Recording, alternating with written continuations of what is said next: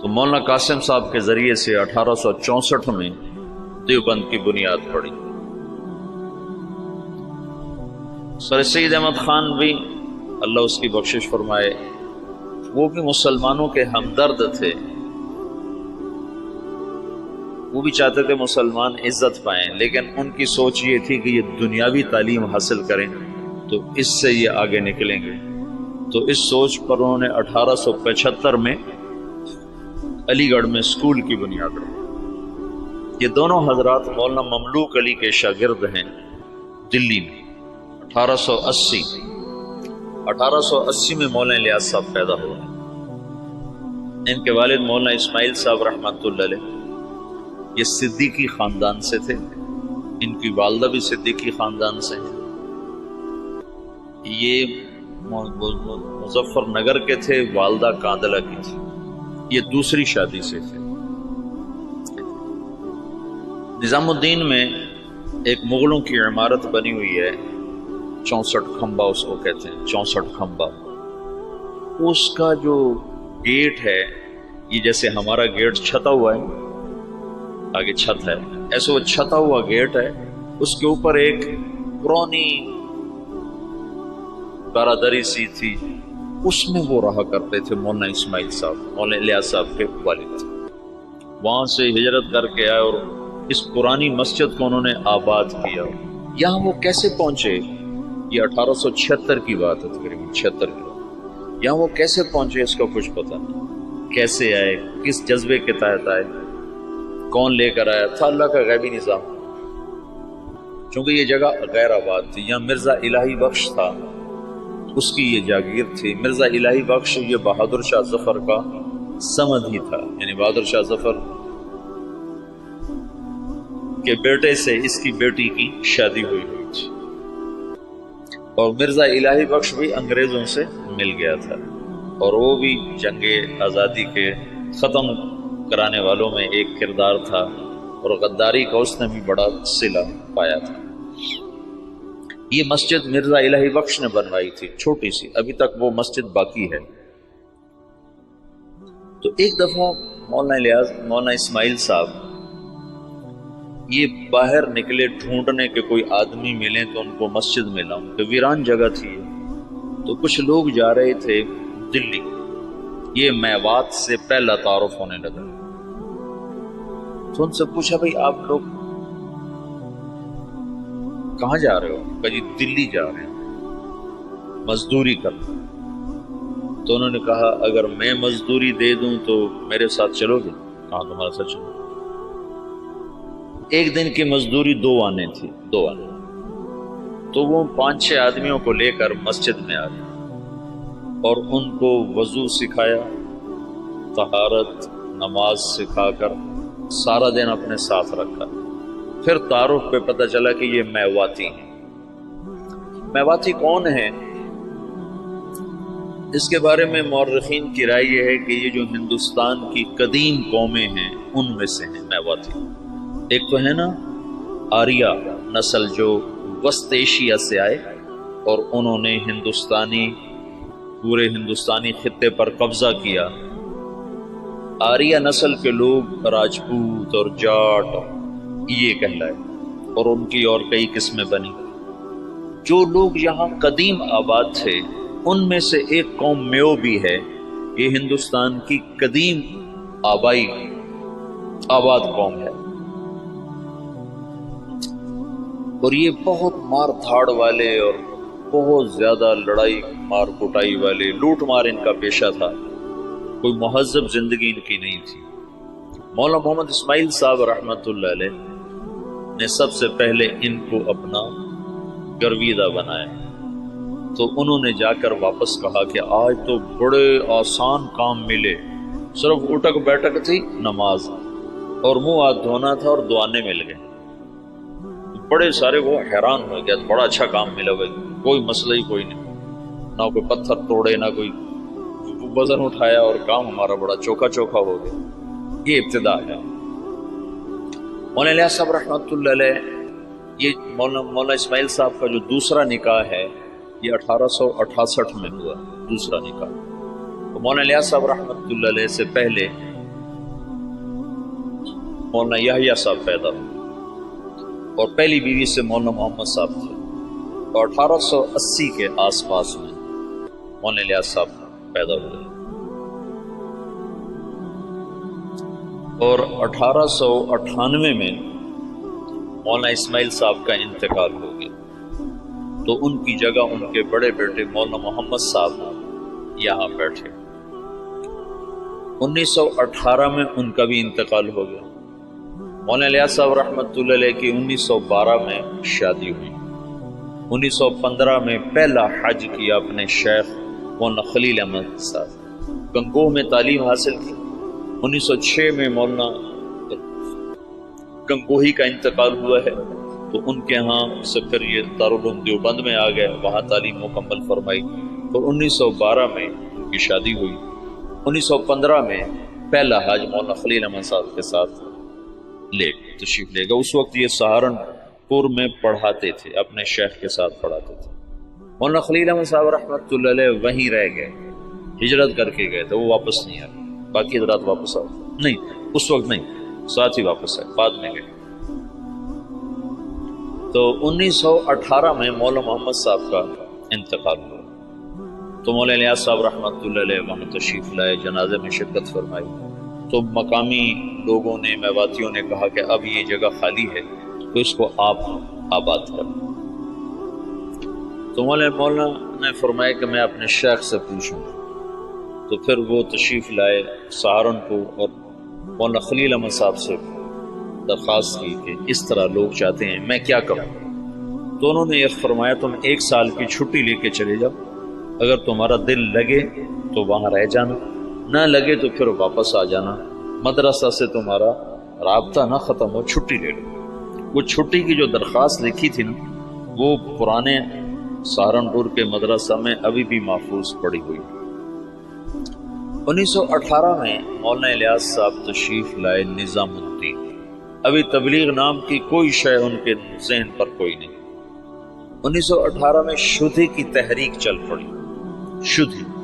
شدھی کیا تھی کہ ہندوؤں نے یہ تحریک چلائی کہ مسلمانوں کو ہندو بناؤ، اور بنیاد انہوں نے یہ اٹھائی کہ مسلمان تو باہر سے آئے، ہم تم ایک قوم ہیں، اوپر جا کر ہم سب کے رشتے ایک ہیں، تو یہ باہر سے مسلمان کون تھے جنہوں نے آ کر ہمارا مذہب بگاڑ دیا، لہٰذا ہم سب کو ایک ہونا چاہیے۔ یہ تحریک بڑے زور سے چلی، تو مولانا الیاس صاحب رحمۃ اللہ علیہ اس پر بڑے پریشان ہوئے کہ اس کا میں کیا حل کروں۔ تو انہوں نے جاتے ہی میوات میں مدارس کی بہتات، چھوٹے چھوٹے مکتب، اور اس میں اپنا سب کچھ لگایا، بیوی کا زیور بھی لگا دیا، سینکڑوں چھوٹے چھوٹے مکتب میوات میں کھولے۔ ایک دفعہ میوات میں گئے ہوئے تھے مریدوں کے پاس، تو ایک نوجوان آیا، ہاتھ میں کڑا، بڑی بڑی مونچھیں، داڑھی صاف۔ کسی نے کہا یہ آپ کے مدرسے سے فارغ التحصیل حافظ قرآن ہے۔ کہنے کہ حافظ، اس کا یہ حلیہ کیوں ہے؟ کہ یہ ماحول کی وجہ سے۔ تو یہ پہلی چوٹ لگی، اور دل میں خیال آیا جب تک تمام طبقات میں دین نہیں آتا تو چند طبقوں میں دین کا لانا یا چند طبقات میں دین کا آنا یہ نہ کافی ہے، نہ یہ ذریعہ نجات ہے، پوری امت کا مسئلہ ہے۔ تو مدرسوں سے ایک دم دل بجھ گیا، دل ہٹ گیا، بند نہیں کیے لیکن طبیعت بند ہو گئی، دل ہٹ گیا۔ اور وائزین اس زمانے میں شدھی کی تحریک کے ٹکر میں علماء نے وعاظ کو بھیجنا شروع کیا تھا کہ مختلف شہروں میں جا کر، دیہاتوں میں جا کر تبلیغ کرو۔ تو مولانا الیاس صاحب نے بھی اپنے وائز بھیجنے شروع کی، لیکن وہ جاتے تھے جہاں تک سڑک ہوتی تھی، جہاں سڑک نہیں ہوتی تھی وہاں نہیں جاتے تھے، یا جہاں کوئی آسائش نہیں ہوتی تھی وہاں نہیں جاتے تھے۔ پھر طبیعت اس سے بھی ہٹ گئی، پھر خانقاہی سلسلہ شروع کیا، اور نظام الدین میں بیعت کا سلسلہ، اس سے پہلے بیعت نہیں فرماتے تھے، پھر بیعت کا سلسلہ شروع کیا۔ تو بہت جلدی مریدوں میں ترقی ہونے لگی، اور مریدوں کا اضافہ بھی، اور مریدوں کے تزکیہ کے حالات بھی بڑے اچھے۔ لیکن کچھ عرصے کے بعد خیال آیا کہ کتنے لوگ میرے مرید ہو جائیں گے، 1,00,000 2 لاکھ، تو عامت الناس کا کیا کروں؟ ابھی اللہ تعالیٰ فطرت خود ہی کرتی ہے لالے کی حنا بندی، پھول کو سرخی کوئی نہیں پہناتا، اللہ ہی اسے سرخ کرتا ہے۔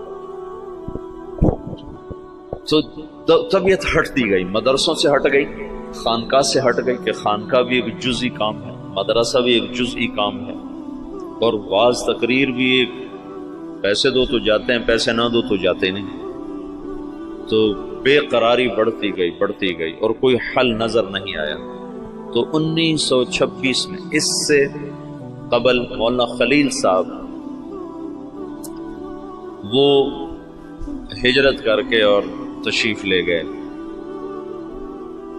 مدینہ منتقل ہو گئے۔ تو 1926 میں حج پہ تشریف لے گئے، ہجرت کی نیت کر کے کہ میں اب واپس نہیں آؤں گا، وہیں رہوں گا۔ 1925 میں گئے تو 1926 میں واپس آؤں گا، یہ نیت کر لی تھی کہ اب میں واپس نہیں آؤں گا، ادھر ہی رہوں گا۔ جب یہ مکہ پہنچے تو ان کو خواب میں اللہ کے رسول کی زیارت ہوئی، تو انہوں نے پوچھا یا رسول اللہ، میں امت کی بہتری کے لیے کیا کروں، امت کی ہدایت کے لیے کیا کروں؟ تو اللہ کے رسول نے فرمایا جیسے میں نے مکے میں کام کیا تھا تم ویسے کام کرو۔ انہوں نے آگے عرض کی مجھے تو پتہ نہیں مکے میں آپ نے کیسے کام کیا تھا، تو اللہ کے نبی نے فرمایا مکی صورتوں میں غور کرو، اللہ تمہیں سکھائے گا۔ یہ مکہ میں ہے۔ پھر مدینہ پہنچے تو وہاں پھر اللہ کے رسول کی ضرورت، تو آپ نے ارشاد فرمایا اللہ تم سے کام لے گا، تم واپس جاؤ، واپس اور میرے پاس آؤ۔ تو انہوں نے مولانا خلیل احمد صاحب سے یہ خواب ذکر کیا، وہ وہیں منتقل ہو گئے تھے۔ انہوں نے حضرت مدنی رحمت اللہ علیہ کو، مدنی کیوں کہتے ہیں، حسین احمد مدنی، یہ اپنے والد، ان کے والد اپنے پورے خاندان سمیت مدینہ ہجرت کر گئے تھے، پھر ان کا سارا خاندان مدینے میں آباد رہا، یہ بھی مدینہ میں رہے، پھر ہندوستان کے حالات کو دیکھ کر دوبارہ واپس آ گئے تھے اور یہ کہا تھا کہ میں مسلمانوں کو تنہا نہیں چھوڑ سکتا، میں مدینے میں رہوں اور مسلمان مشقت میں ہوں۔ تو مدینے کا قیام قربان کیا تھا اور واپس تشریف لے آئے ہندوستان، یہاں اللہ نے ان سے بہت بڑا کام لیا، تو اس لیے ان کو مدنی کہتے ہیں۔ تو ان کے بھائی تھے سید احمد، وہ وہاں پہلے انہوں نے اتنا فقر دیکھا کہ حضرت مدنی فرماتے ہیں میرے والد سبزی منڈی جاتے تھے شام کو، تو جو سبزی وہاں گلی ہوئی سڑی ہوئی لوگ پھینک کے چلے جاتے تھے نا، وہ اٹھا کے لاتے تھے، پھر اس کو صاف کر کے خالی ابال کے ہم کھاتے تھے کہ اس میں نمک مرچ ڈالنے کا بھی سکت نہیں تھی، اس طرح شروع کے دن تھے۔ لیکن سید احمد کو اللہ نے صلاحیتیں دیں، انہوں نے شاہ عبدالعزیز سے پتہ نہیں کیسے تعلق بنایا، وہ الگ داستان۔ ان کے بیٹے سید حبیب نے اس سے بھی آگے، اب ان کی نسل وہاں اربوں پتی، بڑے بڑے ان کے محل ہیں، یہ تمہارے حسنین کو 4 گنا کریں تو تب ان کا محل بنتا ہے، اس سے بھی 4 گنا بڑی 4 دیواری ہے جس میں وہ رہ رہے ہیں، احد کے قریب ان کے محلات ہیں۔ تو انہوں نے سید احمد سے ذکر کیا، تو انہوں نے جو مسجد نبوی کے اس وقت منتظم تھے ناظم اعلیٰ، ان سے ذکر کیا، تو انہوں نے عشاء کے بعد جب مسجد بند کر دی تو مولانا الیاس صاحب کو بلا کر جالی کا دروازہ کھول کے اندر بھیج دی، تو اندر جالی اور روزے کے درمیان کوئی چاروں طرف دیوار ہے، دروازہ کوئی نہیں، یہ نور الدین زنگی نے اس کو چاروں طرف سے بند کروایا تھا اور نیچے سیسا پگھلا کے ڈالا تھا۔ جب وہ کچھ لوگ آ کر لاش نکالنے کا منصوبہ لے کر آئے تھے، 3 راتیں وہاں سوئے، 3 راتوں میں سارے کام کی یہ تو خود تو عقل سے تو آ نہیں سکتا، سارے کام کو سکھایا گیا، بتایا گیا، اور پھر یہ کہا گیا ہندوستان جاؤ اور جا کر عوام الناس میں کام کرو، علماء میں نہیں، ورنہ وہ مخالفت کریں گے، مخالفت کریں گے۔ تو پھر یہ وہاں سے واپس تشریف لائے، 1926 میں پہنچے ہیں اور پہلے علماء کو جمع کیا اور ان کے سامنے یہ بات رکھی کہ میں یوں کام کرنا چاہتا ہوں، تو کسی ایک نے بھی موافقت نہیں کی سوائے مولانا مدنی صاحب اور مفتی کفایت اللہ صاحب رحمۃ اللہ علیہ۔ ان دو حضرات نے بات کو لیا اور سمجھا اور کہا کہ ہاں یہ تو دعوت والا کام ہے، لیکن یہ کرے گا کون؟ کہ یہ تو اللہ کرے گا، میرے ذمہ جہد ہے۔ پھر وہ بندہ فنا فی تبلیغ ہو گیا اور دیوانگی چھا دیوانگی۔ ایک دفعہ بیان کر رہے تھے، گرمیوں کے دن تھے، صحن میں 11 بج گئے، 11 فجر کے بعد شروع ہوئے، گرمیوں میں 11 بجے۔ تو ایک مواتی کھڑا کر کہنے لگا، بھائی نام دے دو ورنہ یہ مر جائے گا، بیچارہ مر جائے گا، نام دے دو۔ ایسی دیوانگی چھا گئی تھی اور کوئی شکل نہیں، کوئی جانتا نہیں، اور آگے سامنے میواتی ہیں جن کو دین کی خبر ہی کوئی، کلمہ نماز کا نہیں پتا، تو دعوت کیسے دیں؟ 10 برس کی محنت کے بعد ایک جماعت چلے کی تیار، 10 سال کے بعد۔ تو ان کو ہدایات دی، پھر ان کو روانہ کرتے کرتے 5 میل ان کے ساتھ پیدل چلتے گئے، پیدل چلتے۔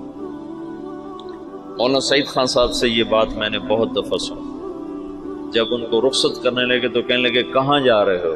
ان کا جی دلی جا رہے ہیں۔ کہنے لگے نہیں، لندن پہ چوٹ پڑ گئی، امریکہ پہ چوٹ پڑ گئی، ساری دنیا میں ہدایت کا فیصلہ ہو گیا۔ ایک دفعہ عبداللہ صاحب تشریف فرما تھے، کہنے لگے ہم 5-6 آدمی بیٹھے ہوتے تھے مولانا الیاس صاحب کے آگے، 6-7 اور وہ ہم سے کہتے کہ بھائی ساری دنیا میں جماعتیں بھیجنی ہیں، مشورہ دو کیا کیا جائے۔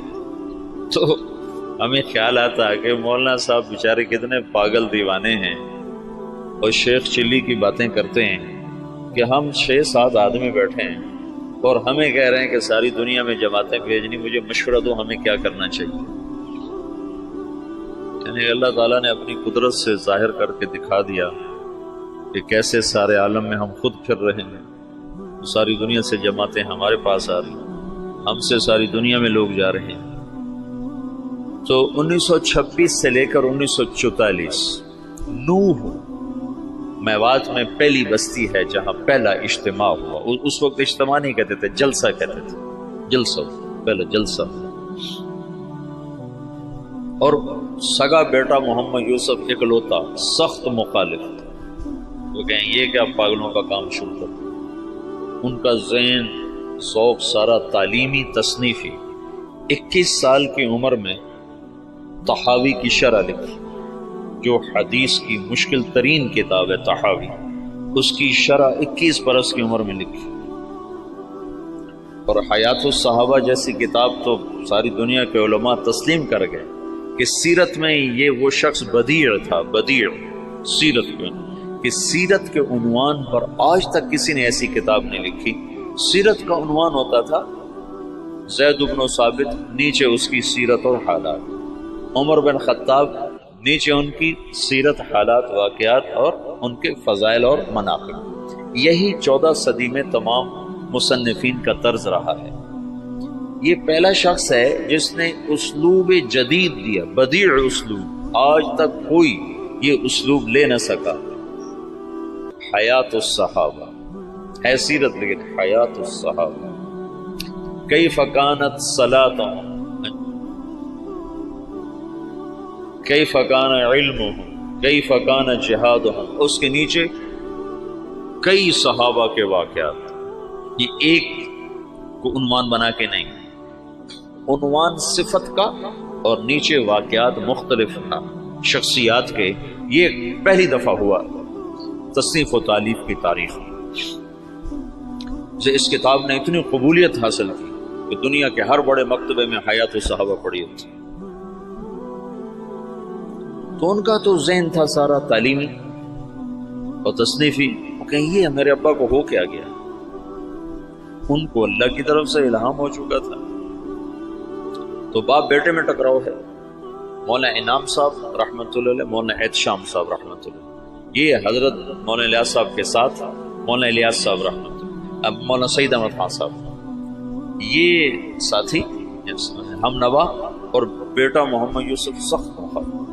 میاں جی بدر الدین رحمۃ اللہ علیہ تھے، میں ان سے ملا تھا نظام الدین میں 82-83 میں گیا تھا. مجھے کہنے لگے کہ ہمیں مولانا الیاس صاحب کہتے کہ جاؤ یوسف کو کارگزاری سناؤ، شاید اس کا کوئی دل نرم پڑے. تو جب ہم جاتے تو اپنے لکھنے پڑھنے میں لگے ہوتے تھے، تو ہمیں دیکھتے ہی کہتے مجھے پتہ چل گیا تمہیں بوڑھے نے بھیجا ہے کہ جاؤ اس کو کارگزاریاں سناؤ، بھاگ جاؤ، میرے پاس کوئی وقت نہیں تمہاری فضولیات سننے کے لیے. کہ ہمیں بھگا دیتا تھا مولوی حسین، کہتا تھا مجھے پتہ ہے تمہیں بڈھے نے بھیجا ہے کہ جاؤ اسے کہانیاں سناؤ، میں نہیں آتا تمہاری کہانی. بیٹا ایسے مخالف تھا. اور علماء عوام خواص بھول چکے تھے کہ دعوت فرض منصبی ہے. وَكَذَلِكَ جَعَلْنَاكُمْ أُمَّةً وَسَطًا لِتَكُونُوا شُهَدَاءَ عَلَى النَّاسِ. تو شہداء اللہ الناس کا فریضہ پوری امت کے ذمے ہے، اور سارا عالم ہمارے ذمے. میاں جی بدر الدین، یہی بدر الدین بتاتے ہیں، میں بیان کر رہا تھا تو سامنے کچھ لوگ بیٹھے تھے 10 12 15، تو پیچھے سے مولانا الیاس صاحب آ گئے، کہنے لگے بدر الدین اب کن میں بیان کر رہے ہو، کن کو سنا رہے ہو، کن کو سنا رہے ہو؟ کہا جی ان کو سنا رہا ہوں. میرے سامنے بیٹھے ان کو سنو، اے تیرا بھلا ہو جائے. اونٹ کی نیت کرو، اونٹ، اونٹ میواتی زبان میں آخری کنارے کو کہتے ہیں، آخری کنارے کہ دنیا کے آخری کنارے کی نیت کر کہ میں یہ بات دنیا کے آخری انسان تک کو سنا رہا ہوں. ایسے وہ نیت کرواتے تھے. اپنی زندگی میں 2 کمرے بنائے تھے مسجد میں داخل ہو کر، جنوب کی طرف اوپر انہیں کھڑکیاں، کھلی کھلی دروازے، اور یہ فرمایا کہ یہاں غیر ملکی مہمان جب آئیں گے تو ان کو تم نے یہاں ٹھہرانا ہے. تو وہ بیچارے ان کے مرید حیران ہوتے کہ ادھر مقامی کوئی نہیں آتا تو غیر ملکی کہاں سے آئیں گے.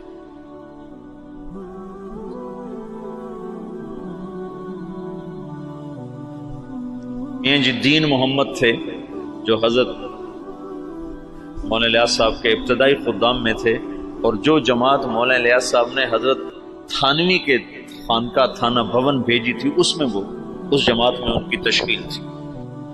وہ کہتے ہیں ایک دفعہ مجھ سے کہنے لگے کہ مولوی صاحب ہمیں حضرت جی کہتا تھا تم امریکہ جاؤ گے، امریکہ. تو ہم تو اتنے سیدھے سادے دیہاتی تھے کہ ہم یوں سمجھتے تھے امریکہ دلی سے آگے کسی شہر کا نام ہے، دلی سے آگے کسی شہر کا نام ہے جو ہمیں کہتا ہے کہ تم امریکہ جاؤ گے. یہ تمہیں بعد میں پتہ چلا وہ تو دنیا ہی اور ہے جہاں وہ کہتا تو تم جاؤ گے.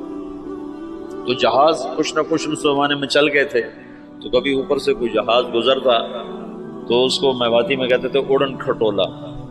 تو مولانا الیاس صاحب کہتے ہیں ان اڑن کھٹولوں میں تم تبلیغ کرنے جاؤ گے. تو ہم تو گدھوں پہ سوار ہونے والے تھے. ہم کہیں مولوی الیاس ہمارا مذاق اڑاتا ہے کہ ہم تو گدھوں پہ سوار ہونے والے، ہم اڑن کھٹولوں میں کہاں بیٹھیں گے. تو اللہ نے ان کو اڑن کھٹولوں میں بٹھایا. تو ابتدائی ادھر 1926 میں 1918 میں مولانا الیاس صاحب آ کر بیٹھے ہیں نظام الدین، اور 1918 میں برطانوی فوجیں مشرق وسطیٰ میں داخل ہوئی ہیں، اور 1919 میں شام فتح ہوا ہے. فرانسیسی فوجوں نے شام کو فتح کیا اور شام کو 3 حصوں میں تقسیم کر دیا. ایک کا نام سوریہ رکھا، ایک کا نام لبنان رکھا، اور ایک کا نام اردن کر دیا، اور شام کو 3 حصوں میں تقسیم کر دیا. اور 1926 میں اسرائیل کو بنانے کا منصوبہ مکمل ہو گیا کہ اسرائیل بنایا جائے. ادھر 1926 میں دعوت کا کام چلا جس کا آخری سرا مہدی سے جا کے ملتا ہے، اور ادھر 1926 میں یہودیت کا کام چلا جس کا آخری سرا دجال کے ساتھ جا کر ملتا ہے. یہ آپس میں یہ تانے بانے میرے اپنے بنائے ہوئے ہیں، سنے نہیں ہیں، لیکن جو کچھ پڑھا ہے اس کے مطابق میں ایک ترتیب ذہن میں آئی کہ ادھر دعوت کا کام بھی ہدایت پر ختم ہوگا. 1964 میں پہلی جماعت گئی یوگنڈا، 1964، 4 آدمی، اس میں ایک ابھی بھی زندہ ہیں، عبدالرشید صورتی صاحب جو کراچی کے امیر۔ تو کہنے کہ وہاں ایک بہت بڑے شیخ تھے، ان کی ہم گئے ملاقات کے لیے، تو ان کا بہت بڑا ہال کمرہ تھا، وہ مریدوں سے بھرا ہوا، اور ایسے مراقبے میں بیٹھے تھے، ایسے بالکل گردن ایسے جھکائی۔ ہم 4 آدمی کمرے میں داخل، اور یہ پہلی جماعت ہے، آج تک کوئی کسی کو پتہ ہی نہیں کہ تبلیغی جماعت پاکستان میں کوئی نہیں جانتا تھا 1964 میں، باہر کون جانتا، اور یوگنڈا۔ تو جو ہی ہم اندر داخل ہوئے تو انہیں ایک دم سر اٹھایا، کہ مرحباً بجیش المہدی، مرحباً بجیش المہدی، مرحباً بجیش المہدی، 3 دفعہ انہوں نے اس کو دہرایا، اور ہمارا بڑا زبردست اکرام کیا۔ تو دعوت کی انتہا وہاں جاتی ہے، اور یہودیت کی انتہا دجال تک جاتی ہے۔ یہ دونوں طاقتیں جب ٹکرائیں گی تو اللہ دجالی فتنے کو ختم فرمائے گا، اور ایمان اور ایمان والوں کو اللہ تعالیٰ عزت اور بلندی عطا فرمائے گا۔ یہ دونوں ایک وقت میں شروع ہوئے۔ 1926 میں جب ان کا اقتدار مستحکم ہو گیا تو انہوں نے یہ طے کیا کہ یہودیوں کو دوبارہ لا کے آباد کیا جائے، اور یہاں ایک اسرائیلی یہودی ریاست بنائی جائے۔ سیہونی تحریک جس کو کہتے ہیں، سیہون ایک پہاڑ ہے جہاں داؤد علیہ السلام عبادت کیا کرتے تھے بقول ان لوگوں کے، تو سیہون کے نام سے سیہونی تحریک نے اپنا نظام چلایا، تو اسرائیل وجود میں آیا۔ اس کا آخری سرا دجال کے ساتھ ملتا ہے، لد، باب و لد، جو ان کا سب سے بڑا اڈا ہے جہاں دجال قتل ہوگا۔ تو اللہ تعالیٰ نے مولانا الیاس صاحب رحمۃ اللہ علیہ سے دعوت کو اس وقت اٹھایا جب دعوت کے نام کو جاننے والے علماء بھی نہیں تھے، وہ بھی اسے اوپرا سمجھتے تھے، اور ان کے ہاں بھی اس پر انکار شدید تھا، لیکن اس بندے کے گشتوں نے آہستہ آہستہ آہستہ آہستہ فضا کو ہموار کرنا شروع کیا۔ پھر مولانا الیاس صاحب نے بڑے بڑے علماء کو بلایا کہ اب آپ کے میوات کا دورہ کرو، تو انہوں نے میوات میں دیکھا زندگی کو بدلا ہوا، حالات کو پلٹا کھایا ہوا، تو کچھ اعتراف زبانوں پہ آنے لگا۔ 1944 میں جب دنیا سے جا رہے تھے تو میوات میں صرف باقی نہیں، صرف میوات میں بہت اچھی فضا کام کی پیدا ہو چکی تھی، اور کچھ دہلی شہر میں۔ عبدالعاظ صاحب مولانا الیاس صاحب کی وفات سے 6 مہینے پہلے پہنچے ہیں نظام الدین، پھر اس کے بعد تبلیغ کے ہو کے رہ گئے، پھر ساری زندگی اور کوئی کام نہیں۔ مولانا الیاس صاحب کے اس وقت 6 ماہ باقی تھے، اور اس وقت وہ شدید بیمار تھے۔ جب عبدالعاظ صاحب کو پتہ چلا، یہ وہاں دلی میں نوکری کرتے تھے، ان کو پتہ چلا کہ نظام الدین میں کوئی بزرگ ہیں جو لوگوں کو نمازی بناتے ہیں۔ اس وقت یہ شروع میں ہم نے بھی ایسے سنا کہ ایک تبلیغی جماعت ہے جو لوگوں کو نمازی بناتی ہے۔ تبلیغ کی گہرائی تو کیا زبردست چیز ہے۔ تو کہنے لگے میں دیکھنے گیا کہ بھائی وہ کیسے نمازی بناتے ہیں، تو بس وہ جو پہلی دفعہ گئے تو وہیں کے ہو کے رہے۔ مولانا سعید خان صاحب کو 4 سال کی صحبت نصیب، مولانا الیاس صاحب کی صحبت میں 4 برس رہے، مسلسل 4 برس گزارے۔ مولانا عبید اللہ صاحب رحمۃ اللہ علیہ وہ تو بہت پہلے فوت ہو گئے تھے، 1989 میں فوت ہو گئے تھے، تو ان کو بھی کافی لمبا عرصہ مولانا الیاس صاحب کی صحبت نصیب رہی۔ بیٹے مخالف تھے، تو 1944 میں جب مولانا الیاس صاحب کا انتقال ہونے لگا ہے تو انہوں نے مولوی یوسف صاحب کو بلا کر کہا بیٹا آجا مل لے میں جا رہا۔ وہ جو سینے سے لگایا اس میں نسبت اللہ نے منتقل فرما دی، اور مولانا یوسف صاحب نے فرمایا اپنے باپ کے مرنے سے 1 دن پہلے مجھے تبلیغ پہ 100 اعتراض تھے، 100 اعتراض۔ باپ کے مرنے کے بعد اللہ نے تبلیغ کا کام کھولا۔ مولانا الیاس صاحب تبلیغ کے کام کو اجمالی طور پر چھوڑ گئے تھے، مولانا یوسف صاحب نے اس کو کھولنا شروع کیا۔ دن میں 18 گھنٹے بولنے والا آدمی تھا، سوائے سونا اور نماز اور لکھنا، ان 3 اوقات کے علاوہ وہ شخص کی زبان بند نہیں، مسلسل جیسے اللہ بلوا رہا تھا۔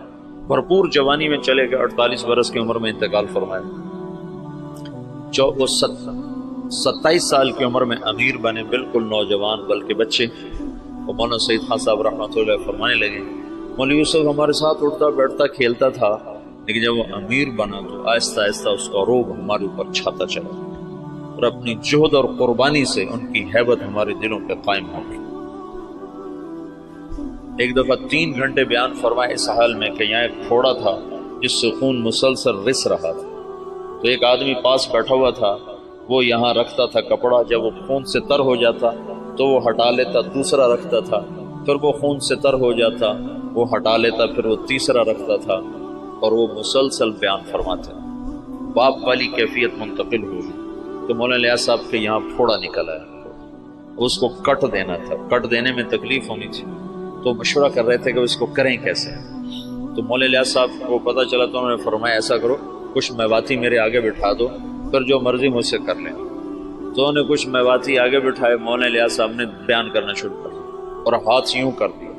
تو انہوں نے سارے ہاتھ کو کھرچ کھرچ کے صاف کیا، لیکن ان کا ہاتھ ایسے بھی نہیں ہوئے، وہ یوں بھی نہیں ہوئے. اس قدر انہماک اور فنائیت اللہ نے عطا فرما دی باپ بیٹا کو کہ اللہ نے ایک چیز کو وجود دینا تھا. ایک مدت ہوئی تھی عوام اور خواص کے ذہن سے نکل گیا تھا، اور بس صرف اسلام کو ایک ہی شکل میں دیکھتے تھے کہ حکومت آئے گی تو اسلام آئے گا، حکومت آئے گی تو اسلام آئے گا، طاقت ہاتھ میں ہوگی تو اسلام آئے گا، ورنہ اسلام آ ہی نہیں سکتا. اور انقلاب کا مطلب صرف حکومت کی تبدیلی کو لے لیا تھا. بعض الفاظ ایسے ہیں جو اپنے اصل معنی سے نکل کر مجاز میں اتنے استعمال ہوئے ہیں کہ اصل معنی ویسے ہی ختم ہو کے رہ گیا.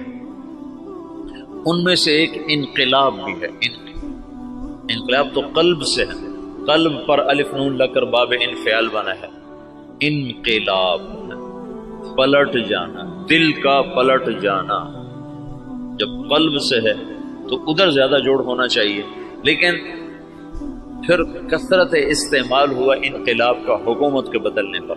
حالات کے انقلاب آ گیا، حکومت بدل گئی، انقلاب آ گیا، پیپل پارٹی آ گئی، انقلاب آ گیا، نون لیگ آ گئی، انقلاب آ گیا، خاف لیگ آ گئی.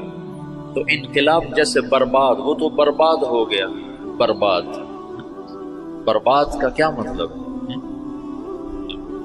برباد کا مطلب ملتا ہے جس کا نقصان ہو جائے وہ تو برباد ہو، جس کا کوئی بہت بڑا حادثہ ہو جائے وہ تو برباد ہو گیا، جس کا کاروبار بیٹھ جائے وہ تو برباد ہو گیا. حالانکہ برباد یہ مرکب ہے، فارسی کا لفظ ہے، مرکب ہے. برباد، برباد، بر الگ ہے، باد الگ ہے. بر کہتے ہیں اوپر اور باد کہتے ہیں ہوا کو. تو برباد کا مطلب ہے ہوا کے اوپر. یہ مطلب تمہیں معلوم تھا پہلے کبھی؟ یہ اپنے اصل مطلب میں کبھی استعمال ہی نہیں ہوا. برباد، جس کی دکان بیٹھ جائے وہ ہوا میں اڑ رہا ہوتا ہے. یہ تو ایک تعبیر ہے کہ جیسے پتا ٹوٹتا ہے نا، پتا ٹوٹتا ہے پھر وہ ہوا کے رحم و کرم پر ہو جاتا ہے، اس کی کوئی منزل نہیں رہ جاتی نا. ہوا کے جھونکے جدھر لے جائیں وہ ادھر کو اس کی سمت ہو جاتی ہے. ایسی جو کسی نقصان میں حالات کی جکڑ میں آتا ہے تو اس کو کوئی رہ نہیں جاتا، اپنے بھی آنکھیں پھیر جاتے ہیں، خون بھی سفید ہو جاتے ہیں. تو وہ ایسے ہو جاتا ہے جیسے ہوا کے دوش پر کہ کوئی اس کا پرسان حال کوئی نہیں. تو اس لیے برباد کو وہاں سے یہاں ڈال دیا گیا. تو پچھلے 200 سال سے انقلاب کا لفظ بھی صرف اور صرف حکومت کی تبدیلی پر بولا جاتا ہے، حالانکہ انقلاب اصل معنی میں تو دل کا بدل جانا ہے. انقلب، دل بدل گیا. تو پچھلے 200 سال سے یہ ذہن بن گیا ہے کہ بغیر حکومت کے نہ دین آ سکتا ہے نہ حالات سدھر سکتے ہیں. مولانا الیاس صاحب نے اس کو رد کر کے دکھایا کہ نہیں، دین دعوت سے آتا ہے، حکومت سے نہیں آتا. اور دعوت تمام شعبوں کو زندہ کرنے کا واحد راستہ ہے.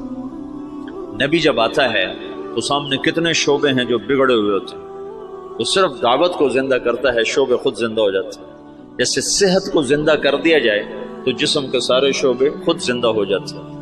قوت کو بحال کر دیا جائے تو جسم کے سارے شعبے خود بخود بحال ہو جاتے ہیں. قوت بحال نہ ہو تو اس کو دوڑایا جائے تو بیچارہ کیسے دوڑے گا؟ کہ یہ جو امت ہے یہ اس بیمار بوڑھے گھوڑے کی طرح ہے، اس پر اسلام کہاں سے آئے؟ اس کی جوانی کو لوٹایا جائے گا تو اس پہ اسلام آئے گا۔ حکومت اسلام نہیں لا سکتی، ناممکن ہے۔ زیادہ زیادہ نماز پہ دکانیں بند کرا دے گی، تو کوئی بے وضو پڑھ لے تو پھر کیا کروں؟ میرے اپنے اسکول کا واقعہ نہیں تو میں سناتا ہوں، جب میں سنٹر ماڈل اسکول میں تھا تو خود میں نے بے وضو نمازیں پڑھی۔ طالب صاحب، سردیوں کا زمانہ، وضو کیڑا کرے، اللہ اکبر، طالب صاحب کی نماز، تو وہ عشاء کی نماز ہو رہی تھی اور میرے برابر میں اس کا بستر تھا، جاوید نذیر اس لڑکے کا نام تھا، یہ مرید کے اچھے زمیندار گھر کا تھا۔ تو اس میرے پاس آ کر کھڑا ہوا اور اس نے آ کر 4 رکعت نماز عشاء کی نیت باندھی، 4 رکعت نماز عشاء واسطے طالب حسین دے، اللہ اکبر۔ حکومت ایسا اسلام لائے گی واسطے طالب حسین دے، جو ایسی نماز پڑھے گا وہ تو کافر ہو جائے گا، نہ پڑھے تو اس سے تو کافر نہیں ہوتا نا، لیکن اگر ایسا کرے گا تو اسلام سے نکل جائے گا۔ قوت کبھی، اس لیے تو کبھی نبی کو طاقت دے کے نہیں بھیجا گیا، بعد میں طاقت آئی، جو اللہ کے نبی کو حاصل ہوئی بعد میں ہوئی، پہلے تو فقیر بن کے کھڑے ہوئے کہ نہ کوئی مال کے لالچ میں کلمہ پڑھے، نہ کوئی تلوار کے خوف سے کلمہ پڑھے، صرف اللہ کے تاثر سے کلمہ دل میں اترے۔ تو چونکہ اسلام نے ایک عروج دیکھا تھا تو جو ہمارے قائدین تھے وہ اس عروج کو تصور میں لے کر اعادہ عروج کی جہد کرتے رہے، وہ جو ذوف اسلام تھا اس کو دور کرنے کی کوشش ہی نہیں کی کہ انگریز کیوں آیا۔ مولانا حفظ الرحمان صاحب آئے سیوہاروی، یہ میاں جی دین محمد پاس بیٹھے ہوئے، مولانا الیاس صاحب اور مولانا حفظ الرحمان آئے، حضرت دعا کریں انگریز نکل جائے، مولانا الیاس صاحب چپ بیٹھے ہوئے، حضرت دعا کریں انگریز نکل جائے، چپ بیٹھے ہوئے، حضرت دعا کریں انگریز نکل جائے۔ تو مولانا الیاس صاحب ایک دم جوش میں آئے کہ کوئی لوگ تیار کر لیے ہیں جو انگریزوں کے بعد حکومت کو سنبھالیں گے، کوئی لوگ تیار کر لیے ہیں، وہ کہ چپ، کہ جو انگریزوں کے بعد آئیں گے وہ ان سے برے ہوں گے کہ انگریز ہمارے بزرگوں کے گناہ کی سزا میں آئے، اور جو موجود آئیں گے ہمارے گناہوں کی سزا میں آئیں گے، اور مجمع کو تیار کیے بغیر کام نہیں چلتا ہے۔ تو انگریز تو چلا گیا، لیکن جتنا اسلام پاکستان میں ذبح ہوا، المدنی فرمایا کرتے تھے ہندوستان میں مسلمان ذبح ہوں گے اور پاکستان میں اسلام ذبح ہوگا۔ کہ مولانا الیاس صاحب نے پرانا سبق زندہ کیا کہ دعوت وہ واحد سبب ہے جس سے دین آتا ہے، اور میں چلنا ہی نہیں چاہتا تو مجھے زبردستی کیسے چلاؤ گے؟ تم مجھے زبردستی نماز پڑھاؤ گے تو کتنی پڑھا لو گے؟ اور جو 90% اخلاقیات ہیں وہ کیسے لاؤ؟ ماں کی خدمت کیسے کرواؤ؟ باپ کے آگے چپ رہنا کیسے سکھاؤ؟ بیوی سے حسن سلوک کیسے سکھاؤ؟ وفاداری کیسے سکھاؤ گے؟ رات کو اللہ کے سامنے رونا کہاں سے لاؤ گے؟ جب تم زانی کو کوڑے مارو گے، شادی شدہ کو سنسار کرو گے اور بازار بند کرا دو گے، ٹھیک ہے ہو گئے بند، لیکن نماز کس کو پڑھاؤ گے؟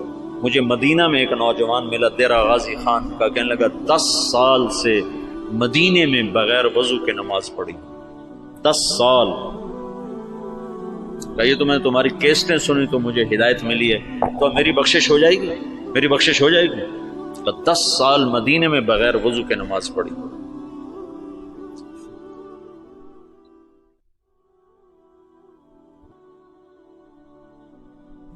چونکہ اسلام کا سیاسی پس منظر 1000 برس سے زیادہ ہے، تو جب زوال آیا تو قائدین کا ذہن ادھر گیا کہ اس زوال کو دور کیا جائے، زوال دور کیا جائے اور مسلمانوں کو دوبارہ شان و شوکت پہ لایا جائے۔ لیکن اس زوال جس وجہ سے آیا تھا اسے دور کرنے کی کوشش کیے بغیر زوال کیسے دور ہوگا؟ جب 95% لوگ بے نمازی ہوں، زوال کیسے دور ہو؟ جب 100% لوگ بد اخلاق ہوں، ماؤں سے بدتمیز ہوں، باپ کا گریبان پکڑیں، ترازو میں ناپ تول میں کمی کریں، خود جوئے کے اڈے چلائیں، زنا کے اڈے چلائیں، نشے کے اڈے چلائیں، تو ان میں کیسے دین کون لائے گا؟ تو جب اندر ایمان اترتا ہے تو پھر سارے شعبے زندہ ہو جاتے ہیں۔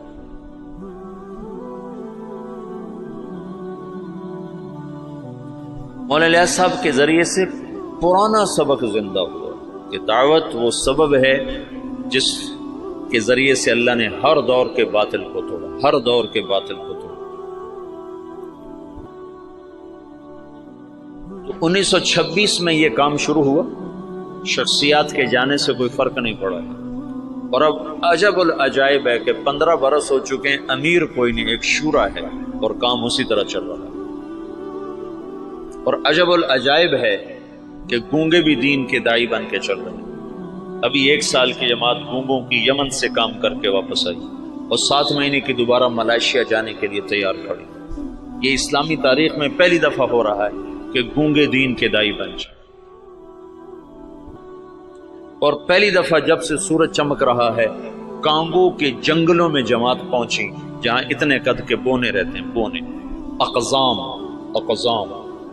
وہ 4 فٹ کا بڑا جوان ہوتا ہے، جس کا قد 4 فٹ ہو وہ سب سے نمایاں نظر آتا ہے۔ یا 4 فٹ والا تو ہم گودی میں اٹھائے پھر، اور 4 فٹ والا بڑا جوان ہوتا ہے۔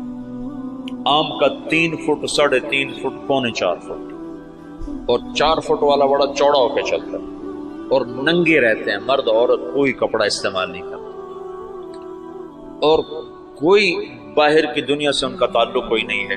سانپ کاٹے تو علاج ان کا جنگل میں موجود ہے، کانٹا چبھنے سے سانپ کے ڈسنے تک سارا علاج اپنے جنگل سے کرتے ہیں۔ غذا ان کی جنگل کے جانور ہیں، ہر چیز کھاتے ہیں، اور طاقتور اتنے ہیں کہ ہر آدمی 5 سے 6 7 سے 8 شادیاں کرتا ہے، کوئی کشتے نہیں کھاتے۔ کتنے لوگ بیچاروں کے گردے مر ختم ہو گئے کشتوں کے چکر میں، گردے گنوا بیٹھے، گولی اندر تے دم جلندر چلا گیا۔ اللہ نے ایسی قدرتی طاقت دی ہوئی، اور جب سے وہ پیدا ہوئے انہوں نے اسلام کا نام نہیں سنا۔ آج سے 12 برس پہلے وہاں پہلی تبلیغی جماعت پہنچی، مالی سے جماعت بنی، مالی وہ گئے کانگو سے گئے جنگل، اور جنگل کے ترجمان ساتھ لیے، انہوں نے وہاں دعوت کا کام چلایا، تو 270 آدمی پہلی دفعہ مسلمان، اور ان کو لباس، وہ بیچارے لباس پہن کے اوکھے ہو گئے، ایک ہی کیتا جو ساڑھے نال ہے، اوکھے ہو گئے۔ تو ان میں ایک ان کا سردار، وہ حج کرنے کے لیے آج سے کوئی 8-9 سال پہلے حج کے لیے، تو کچھ علماء تھے جو تبلیغ کے بڑے مخالف تھے، تو ایک ہمارے دوست ہیں حسن کیمرونی، یہ حسن کیمرون سے جماعت گئی، مالی نہیں، کیمرون سے جماعت گئی تھی۔ تو حسن کیمرونی ہے، وہ مدینہ میں پڑھے ہیں، پھر ریاض سے PhD کی ہے، بڑا فاضل آدمی ہے، وہیں رہتا ہے۔ تو اس نے مجھے یہ سارے حالات سنائے، وہ خود بھی اس میں شریک تھا۔ تو وہ اس بونے کو لے کر گئے ان علماء سے، تو ان کا تبلیغ والے یہ کرتے ہیں، تبلیغ والے یہ کرتے ہیں، یہ کرتے ہیں، یہ کرتے ہیں۔ ان کا یہ سب کچھ جو کرتے ہیں بالکل صحیح ہے، ان پر یہ سارے اعتراض ٹھیک ہیں، پر اس بونے کی کارگزاری سن لو کہ تبلیغ والے یہ بھی کرتے ہیں۔ جب انہوں نے سنے حالات تو وہ سارے رونے لگے اور کہنے لگے تبلیغ حق ہے، ہم نفس پرستی کا شکار۔ اور اب ان کی تعداد تقریباً کوئی 5000 کے قریب ہو چکی ہے، وہ 270 سے اب 5000 تک پہنچ چکے ہیں۔ جب یہ واحد تحریک ہے، پہلے خیر القرون کو چھوڑنے کے بعد، خیر القرون کا کوئی ٹکر نہیں، خیر القرون کے بعد یہ پہلی دفعہ دنیا میں ایسا ہوا ہے کہ کسی تحریک نے 6 بر اعظم کے مسلمانوں کو متاثر کیا۔ اس سے بڑی تحریک آج تک نہیں اٹھی، نہ اتنی شخصیتیں بہت بھاری بھاری اٹھے ہیں، ان کے سامنے مولانا الیاس صاحب کی شخصیت کوئی بڑی نہیں ہے، لیکن جو کام مولانا الیاس سے اللہ نے لیا ہے، یہ خیر القرون کے بعد کوئی ایسا کام نہیں کر سکتا جس میں اتنی وسعت ہو کہ وہ فیجی مشرق میں آخری کنارہ اور ہوائی مغرب میں آخری کنارہ، اور دونوں طرف سے لوگ سمٹ کے رائے میں پہنچ کے دین سیکھ رہے ہیں، یہ پہلی دفعہ دنیا میں۔ ایک تو گونگے ہیں، چلو گونگا تو صبر کرتا، اسے آتا کچھ نہیں۔ مجھے کتنے لوگ ملے افریقہ سے آئے، 4 مہینے لگا رہے ہیں، اور ایک وہاں سے آیا ارجنٹائن سے 4 مہینے لگا رہا تھا، وہ اسپینش جانتا تھا، اور ہمارے پاس کوئی ترجمان نہیں تھا اسپینش زبان کا، پورے 4 مہینے بغیر ترجمان کے گزار کے چلا گیا۔ تم 4 دن گزار کے دکھا دو مولوی صاحبان، 5ویں دن تم نظر نہیں آؤ گے۔ 4 مہینے ایک لفظ نہیں سمجھا۔ میں نے ایک سے پوچھا، میں نے کہا تمہیں کیا فائدہ ہوتا ہے، تم سمجھ تو کچھ آتا نہیں؟ تو اس نے کہا ادھر اثر ہوتا ہے، ادھر اثر ہوتا ہے۔ تو میں یہ چاہتا ہوں تم تبلیغ میں بصیرت کے ساتھ چلو۔ میں یہ چاہتا ہوں تبلیغ کی عظمت تمہارے دل میں ہو۔ تھوڑی سی زندگی ہے، پتہ نہیں کب شام ہو جائے۔ میں تو موت کا ایک جھٹکا کھا چکا ہوں، دیکھ چکا ہوں کہ کتنی ناپائیدار زندگی ہے اور کتنی بے ثبات یہ دنیا ہے اور کتنا دھوکے کا یہ جہان ہے، پتہ بھی نہیں چلتا اور وہ کیا۔ تو تھوڑی زندگی میں وہ کام کرو جس کا نفع تمہیں زیادہ ملے، جس کی واپسی تمہیں زیادہ ملے۔ تو تبلیغ کے سوا اس وقت کوئی میدان عمل میں ایسا عمل نہیں جس میں لگنے سے تم سارے عالم پر اثر انداز ہو جاؤ، ساری دنیا کے انسانوں تک تمہاری محنت کا اثر پہنچا۔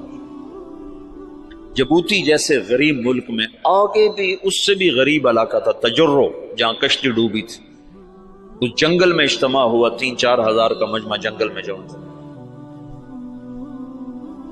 یا کتنے بڑے بڑے اشتہار لگتے ہیں، 300-400 سے زیادہ آدمی اکٹھا نہیں ہوتے۔ وہ جنگل، وہ ایک نکر اور ایک بنیان، یہ ان کا لباس تھا۔ 24 گھنٹے میں ایک وقت کھانا کھاتے۔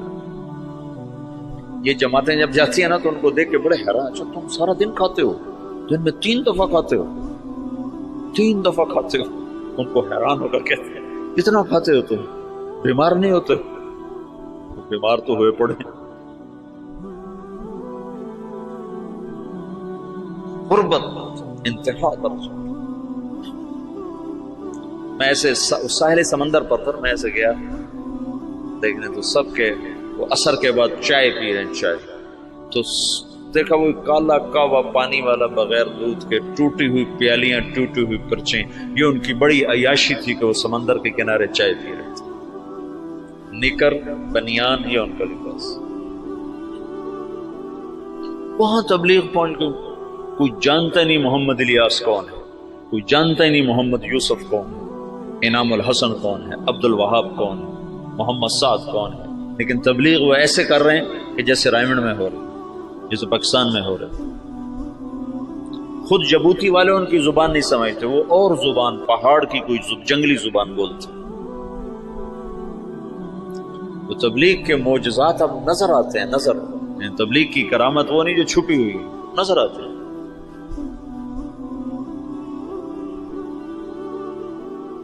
تو میں یہ چاہتا ہوں کہ تم بصیرت کے ساتھ اس میں چلو تاکہ تم نفع اٹھاؤ، تم اللہ کا قرب حاصل کر سکو، اللہ کی محبت حاصل کر سکو۔ صحیح، میں نے پیچھے سے تفصیل بتائی تمہیں کہ سیاسی اکھاڑ پر چھاڑ کیسی ہوئی، پھر تبلیغ کی زندگی تو اب تمہارے سامنے ہے، اس میں تو تفصیل بتانے کی ضرورت نہیں ہے، لیکن کچھ مجالس اور میں لینا چاہوں گا، تو کچھ باتیں جو اس سے متعلق ہیں وہ میں تمہارے سامنے لاؤں۔ پھر لِيَهْلِكَ مَنْ هَلَكَ عَنْ بَيِّنَةٍ وَيَحْيَىٰ مَنْ حَيَّ عَنْ بَيِّنَةٍ، پھر یہ نہ ہو سکے کہ ہمیں پتہ کوئی نہیں تھی۔